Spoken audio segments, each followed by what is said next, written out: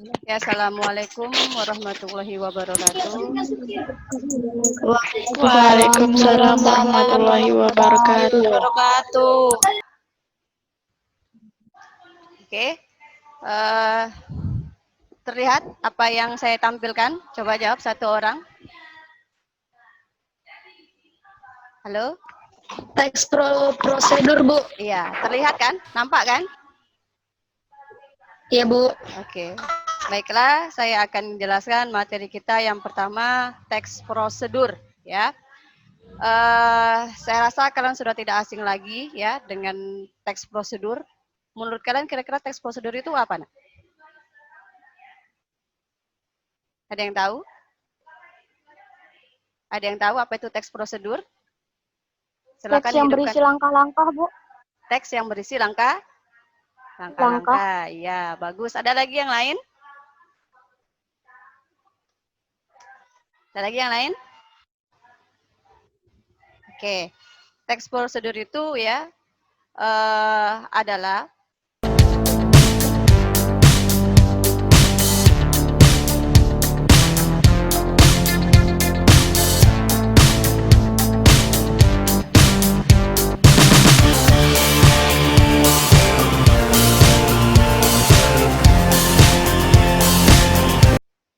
teks yang berisi langkah-langkah atau tahap-tahap untuk melakukan sesuatu hal, baik melakukan suatu kegiatan tertentu maupun membuat sesuatu yang disajikan secara berurutan, sehingga menghasilkan suatu tujuan yang diinginkan. Nah, jadi teks prosedur itu teks yang berisi langkah-langkah untuk melakukan suatu kegiatan yang dilakukan secara berurutan. Tujuannya apa, Bu? Dilakukan secara berurutan supaya mendapatkan hasil yang maksimal, ya kan? Kalau kalian melakukan suatu kegiatan itu tidak dilakukan secara berurutan, maka hasil yang kamu dapatkan tidak akan maksimal. Ya. Nah, kira-kira ada yang bisa memberikan contohnya? Contoh dari teks prosedur? Ada? Coba dihidupkan audionya. Cara membuat mie instan, Bu. Cara membuat bukan ya cara membuat mie instan atau cara memasak mie instan, ya kan? Masih dengar suara saya, Nak? Masih? Cara membuat mie instan. Ya, masih mendengar suara saya?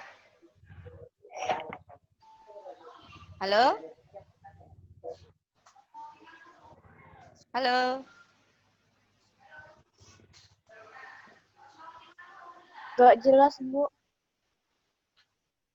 Nggak jelas? Bu, gak jelas. Gak jelas, ya. Ibu yang macet. Oh, Bu macet. Iya, tunggu ya, Nak ya, jaringan ya, Nak ya. Suara Ibu gak jelas, Bu. Iya, jaringan. Tunggu ya, Nak ya. Ya, lagi ada jaringan, gangguan jaringan. Iya, Bu. Oke, sudah dengar? Dengar, Bu. Dengar, Bu. Dengar, Bu. Kita lanjutkan ya. Oke. Tadi salah satu contoh dari teks prosedur adalah membuat atau memasak mie instan. Itu adalah Mie instan. itu adalah langkah-langkah ketika memasak mie instan itu merupakan atau menggunakan langkah-langkah yang sangat sederhana, ya kan? Nah, ketika memasak mie instan, langkah-langkah yang kita lakukan harus secara berurutan agar menghasilkan hasil yang maksimal. Ya. Oke. Kemudian kita lanjutkan, ya. Yang selanjutnya, tujuan dari teks prosedur, ya. Tujuan dari teks prosedur yang kita buat atau yang kita lihat adalah untuk membantu pembaca ya untuk memahami bagaimana cara melakukan atau membuat sesuatu dengan tepat secara urut dan jelas. Dengan kata lain, tujuan penulisan teks prosedur yaitu untuk memperoleh hasil akhir. Ya, contohnya, Nak. Ya, ketika kalian itu bereksperimen misalnya ya kan, membuat suatu makanan gitu. Nah, misalnya kalian buat video, ya kan? Nah, kemudian video itu kamu unggah dalam YouTube misalnya. Setelah kamu unggah di dalam YouTube kan ada yang melihat, ya kan? Nah, secara otomatis yang melihat kan jadi tahu, oh ternyata membuat kue ini seperti ini, kan gitu, ya kan? Dan kamu harus ketika membuat kue tersebut, langkah-langkah yang dilakukan harus secara berurutan agar hasilnya juga maksimal, ya kan? Nah, jadi tujuannya untuk membantu pembaca atau orang yang belum pernah membuat jadi tahu, oh ternyata membuat ini seperti ini, harus ditambahkan ini, ternyata dimasukkan ini dulu, ya kan? Nah, itulah tujuannya. Ya. Untuk sini ada yang mau ditanyakan? Paham? Paham? Paham, Sampai Bu. tujuan? Paham, Bu. Paham, Bu. Kita lanjutkan.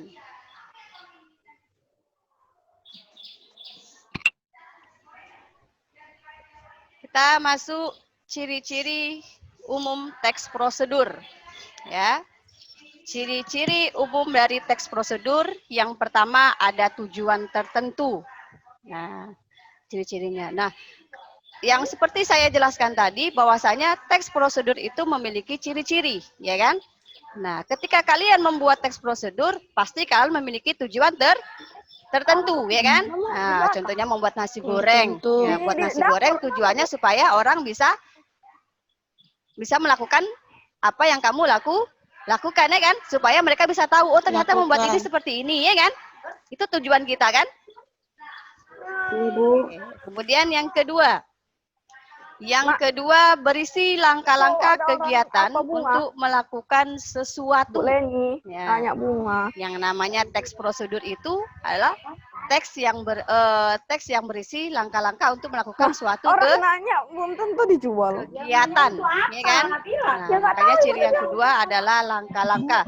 Dan langkah-langkah yang kita buat harus secara berurutan. Tidak boleh lompat-lompat, Nak. Nanti cara yang pertama kamu buat cara yang ketiga, maka hasilnya tidak akan maksimal, ya. Kemudian yang ketiga ada terdapat batasan atau aturan dalam melakukan kegiatan. Artinya batasan apa? Aturan apa ini? Nah, misalnya ya, ketika kalian memasak, misalnya memasak rendang atau memasak gulai, kan ada aturannya, Nak. Harus diberi misalnya garamnya, ya kan? Garamnya itu kalau dia untuk ukuran yang 1 kilo daging, kira-kira ayamnya, kira-kira garamnya itu berapa? Apakah 2 sendok ataukah 3 sendok, ya kan? Kalau berlebihan maka hasilnya tidak akan maksimal.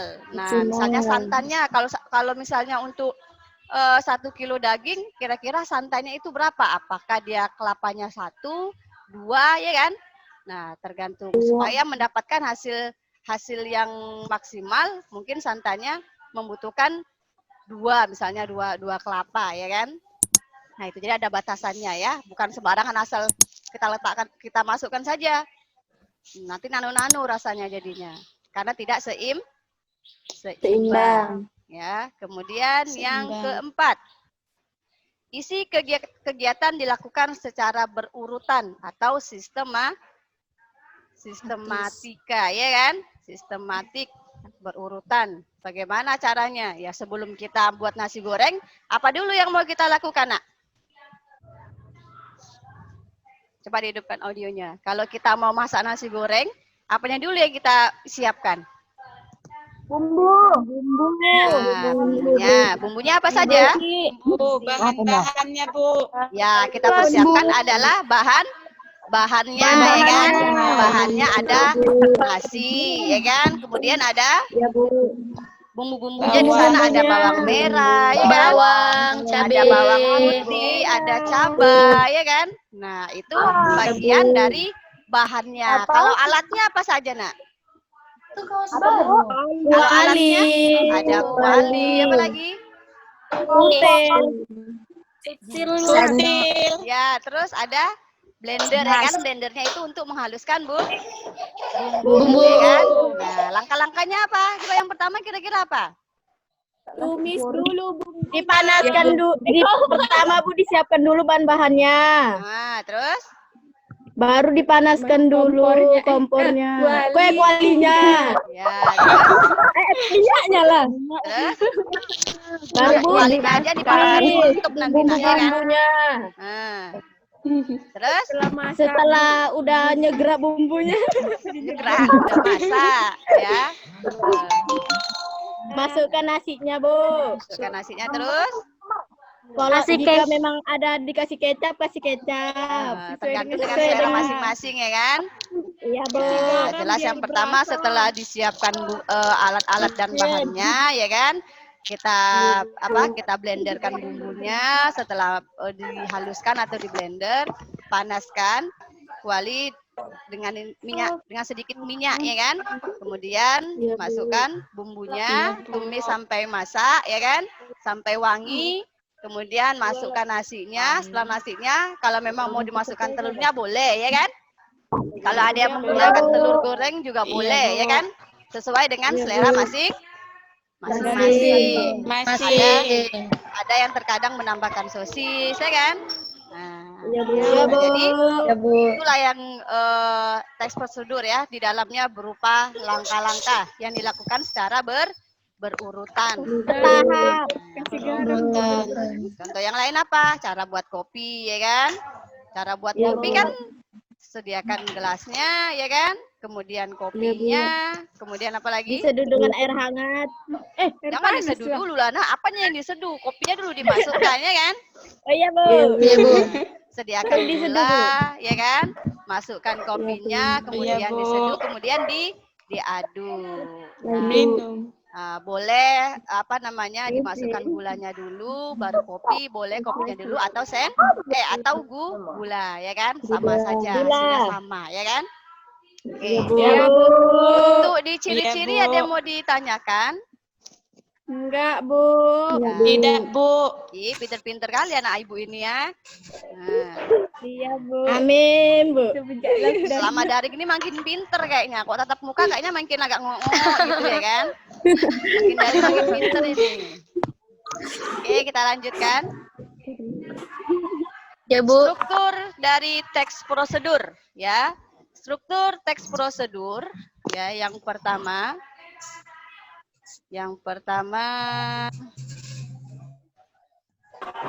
bagian tujuan ya. Nah, bagian tujuan teks prosedur bisa berupa judul dan juga berisikan tujuan dari pembuatan teks prosedur atau hasil akhir yang akan dicapai jika kita melakukan tahapan pada teks prosedur tersebut atau di dalamnya merupakan pernyataan umum. Kalian masih ingat tidak kelas 10 kita masuk materi observasi ya kan? Hikayat, ciri-ciri observasi dan hikayat yang pertama adalah pernyataan umum.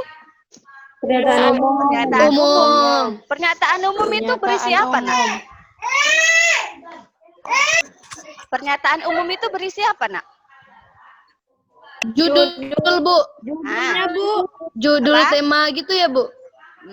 Judul tema gitu, Bu. Kalau kita dulu di teks laporan hasil observasi, di ciri yang pertama itu merupakan pernyataan umum. Ditandai dengan apa pernyataan umum itu? Adalah merupakan kalimat definisi. Nah, jadi dimanapun ya, baik di kelas 10 dan kelas 11, kelas 12, kalau sudah masuk pernyataan umum itu kan semua, mencakup semua ya kan. Nah, bagaimana Bu cara supaya kita mengenal bahwasanya ini pernyataan umum, yaitu ditandai dengan kalimat definisi. Kalimat definisi itu ditandai dengan konjungsi ya kan? Konjungsi apa saja? Adalah, yaitu, merupakan, terus ialah, adalah, ya kan? Ialah, yaitu. Ada berapa? Ada 5. Jangan lupa kamu, Nak ya. Nah, itu. Nah, jadi contoh teks prosedur, Nak, itu tidak hanya membuat makanan. Yang lain juga bisa. Contohnya apa? Misalnya cara membuat layang-layang. Di sana kan ada langkah-langkah kan? Ada, Bu. Nah, jadi tidak semua itu tentang makanan. Cara membuat layang-layang, cara memotong rambut bentuk bentuk apa ya, bentuk bob atau bentuk apa gitu ya kan. Kemudian ada lagi kiat berwawancara kerja, itu merupakan contoh dari teks prosedur. Ya, tidak hanya membuat makanan. Jangan nanti kalian kira oh teks prosedur itu hanya makanan, tidak. Yang penting dia di sana berisi langkah-langkah atau tahapan-tahapan secara berurutan. Nah, ya kan? Nah, misalnya kita contohkan pernyataan umum ya. Pernyataan umum tadi kan tidak semuanya dalam bentuk resep makanan ya kan. Nah, ada kiat melakukan wawancara. Berarti kiat itu kan cara ya kan, Nak? Cara-cara ya kan? Berarti di sana ada langkah-langkah. Berarti di awalnya itu kalau wawancara, berarti ada pernyataan umumnya. Apa kira-kira pernyataan umumnya? Kalian tahu kira-kira apa? Karena berhubungan dengan wawancara, maka yang muncul adalah pengertian dari wawancara. Pengertian dari wawancara. Wawancara adalah ini ya kan? Tanya jawab antara dua orang ya kan? Nah, misalnya wawancara. Di sana kan ada lagi tahap-tahap atau langkah-langkah melakukan wawancara. 1 ya kan? Berarti 1, 2 dan seterusnya itu masuk ke dalam langkah-langkah. Sedangkan pengertian wawancara itu masuk ke dalam pernyataan umum. Sampai sini bagian tujuan paham? Paham, Bu. Nah, kita lanjutkan ya. Yang kedua, ya, struktur yang kedua.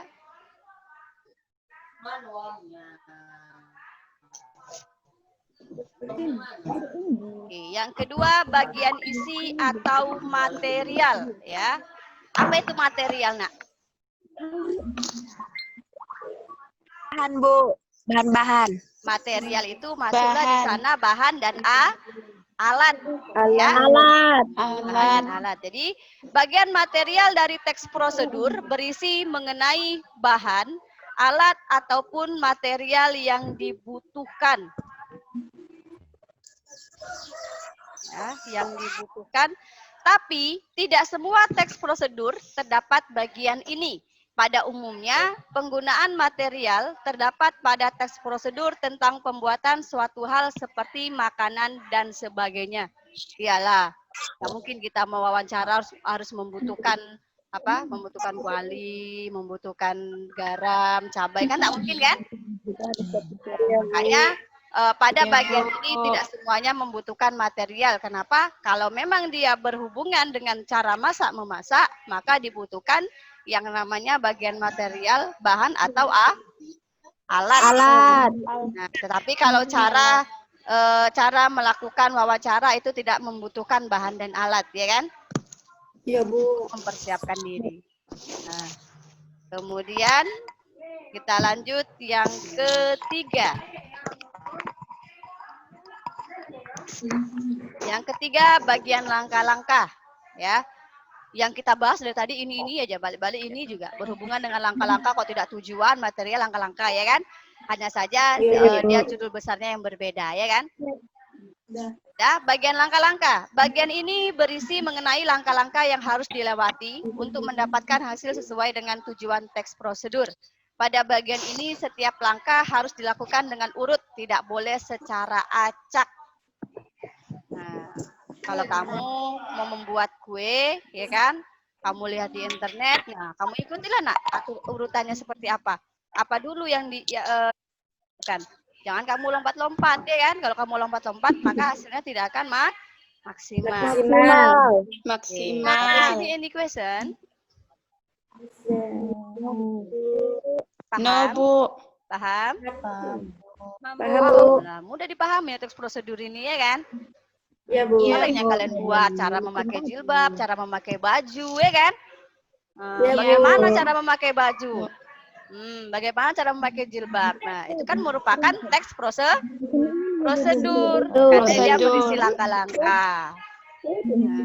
Nah, bagaimana cara memakai sepatu? Tidak mungkin diikat dulu baru masukkan kakinya, ya kan?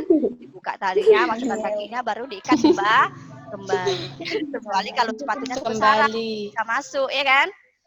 Iya, Bu. Kita lanjutkan.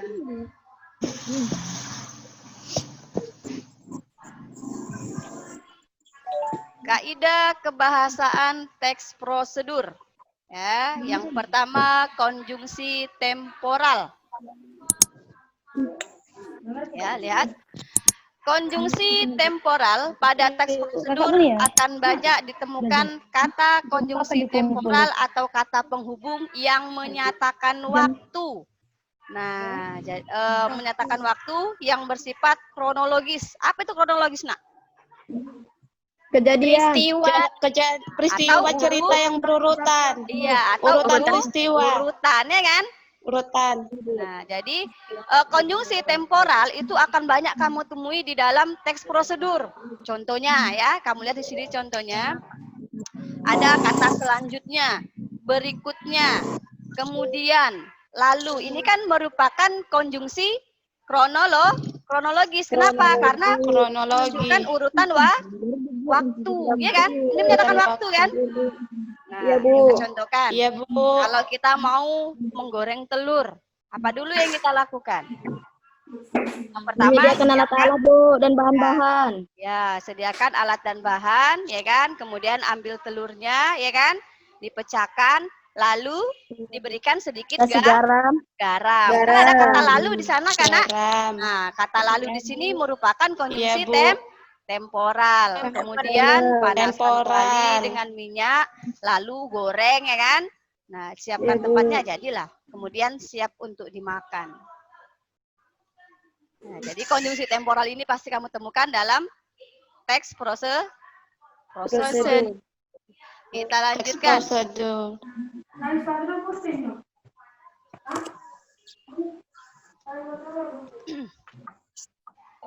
Yang kedua, kata kerja imperatif. Apa itu imperatif? Apa itu imperatif? Yo. Kata perintah, Bu. Imperatif adalah kata perintah. Perintah. 10 kan juga ada kan? Nah, imperatif, kata verba, kata nomina, ya kan? Nah, itu. Nah, jadi kata kerja imperatif dalam teks prosedur juga banyak ditemukan, ya. Di sini merupakan kalimat perintah ataupun larangan yang harus ditaati dalam pelaksanaan teks prosedur. Contohnya kata buatlah, janganlah, potonglah, ya kan? Nah, misalnya potonglah sawi itu menjadi 5 bagian, ya kan? Nah, kata potonglah itu merupakan kata kerja Imperatif. Nah, merupakan kata kerja imperatif atau kalimat perintah. Perintah kita untuk melakukan sesuatu. Buatlah, buanglah, tambahlah, ya kan? Itu kan perintah kan? Ayolah, tutuplah. Apalagi kemudian tunggulah, ya kan? Tunggu selama 5 menit misalnya. Itu merupakan kata Perintah. Paham, Bu. Kita lanjutkan yang nomor 3, ya. Di sana ada verba material dan verba tingkah laku, ya. Verba material adalah sesuatu yang mengacu pada tindakan fisik. Jadi kalau fisik itu apa, Nak? Fisik, Nak? Di kamar. Fisik itu kan badan kita kan? Iya kan? Fisik kita kan? Nah, contohnya di sini potonglah wortel. Yang motong siapa? Kita kan? Yang menggunakan apa? Tangan kita. Nah, berarti kan itu fisik kan? Tindakan fisik. Kemudian haluskan bumbu dan lain sebagainya. Nah, kemudian yang kedua, sedangkan verba tingkah laku merupakan tindakan yang dilakukan dengan menggunakan ungkapan. Contohnya, tunggu kira-kira 5 menit, tunggu sampai matang, tetap pertahankan, dan lain-lainnya. Atau Tunggu sampai mendidih. Tunggu sampai mendidih, atau aduk-aduk supaya santannya tidak pecah. Ya kan? Pecah. Di sini ada yang mau ditanyakan? Enggak, Bu. Tidak? Tidak, Joyce, Bu. paham? Paham, Bu. Oke, kita lanjutkan ya.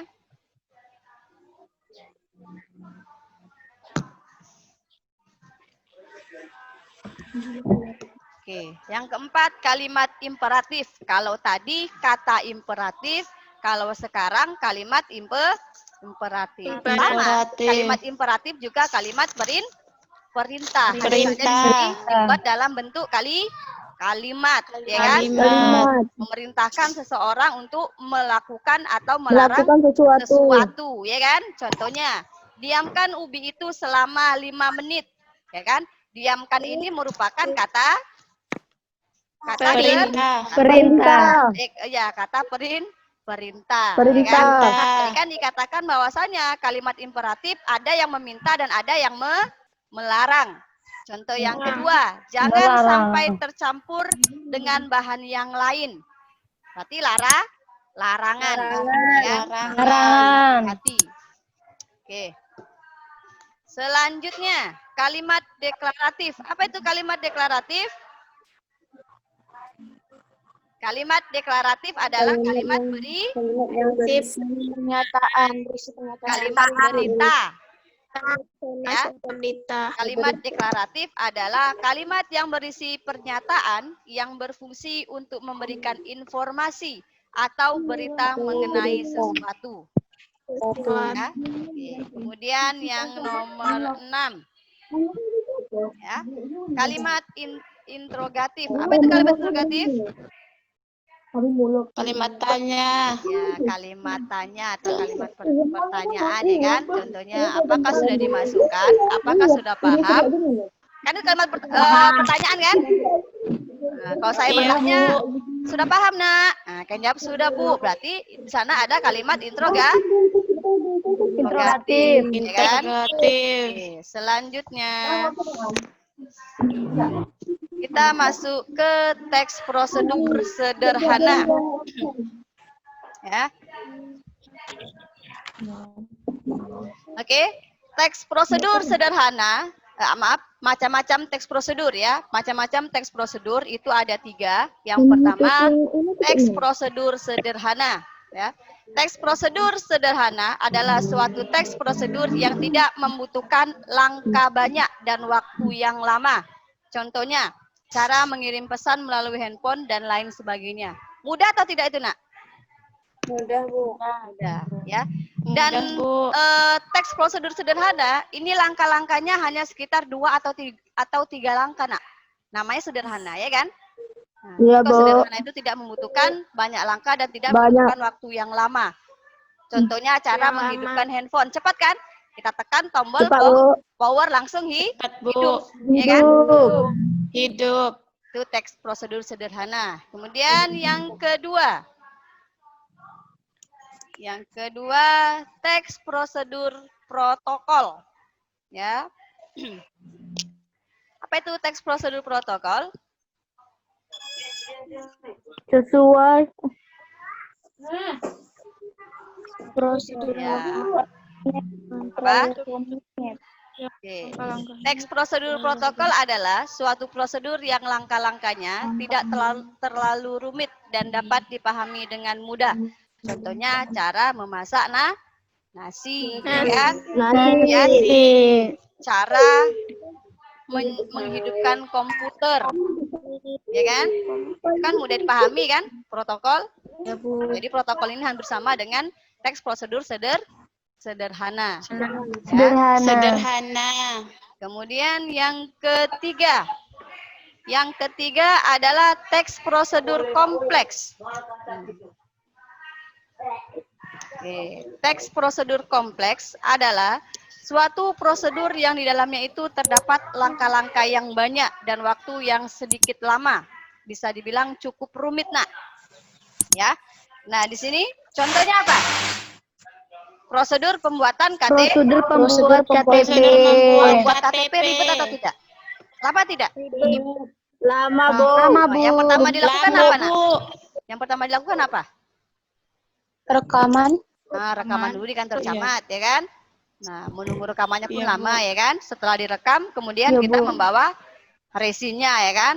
Nah, membawa resinya atau kalau kita mau cepat membawa resinya ke mana? Ke bagian api ya kan. Di sana ada prosesnya lagi. Tidak cukup dengan waktu 1 hari ya kan. Bisa, hari. bisa berhari-hari. Bahkan berbulan-bulan mungkin tergantung duitnya ya kan. Iya, Bu. Iya, Bu. Kemudian contoh yang kedua, prosedur pendaftaran CPNS dan lain sebagainya. Ya, juga ribet. Kenapa Bu ribet? Karena berkas-berkas kita itu harus kita scan dulu ya kan.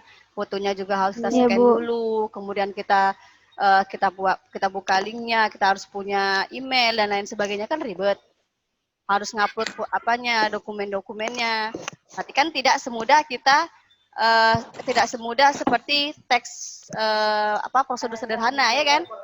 Cara membuat kopi udah tinggal Iya, sediakan Bu. gelasnya, masukkan kopi dan gula seduh air panas, aduk jadi tinggal minum, ya kan? Ya, Bu. Oke. Iya, Bu. Di sini ada yang mau ditanyakan? Enggak, Bu. Paham semua? Tidak, Bu. Paham? Paham, Bu. Paham, Bu. Saya kalau yang paham-paham gini seneng saya, cepet dia nyampaikannya ya kan? Kalian semakin daring makin pinter kalian sekarang. Ya kan? Coba kalau di kelas makin lama loadingnya, ini cepat kali loadingnya. Oke. Kalau tidak ada pertanyaan, ya nanti saya share PowerPoint-nya di kalian masing-masing grup ya. Kalian boleh lihat di sana. Kalau tidak ada pertanyaan, cukup sampai sini pertemuan kita. Saya akhiri. Assalamualaikum warahmatullahi wabarakatuh. Waalaikumsalam warahmatullahi wabarakatuh. Selamat pagi. Wabarakatuh.